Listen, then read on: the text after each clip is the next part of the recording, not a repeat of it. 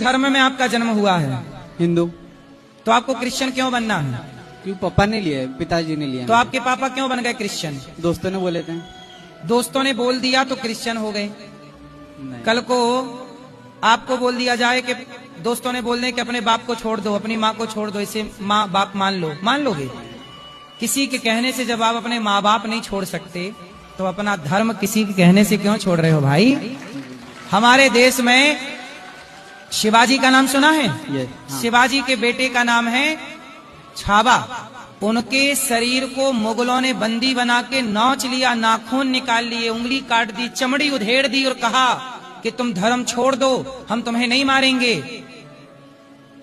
उन्होंने कहा कि मार डालो, स्वधर्मे निधनम श्रेयः पर धर्मो भयावह, मर जाएंगे पर अपना धर्म नहीं छोड़ेंगे। जो तुम्हारे सनातनी धर्म के लिए मर गए, तुम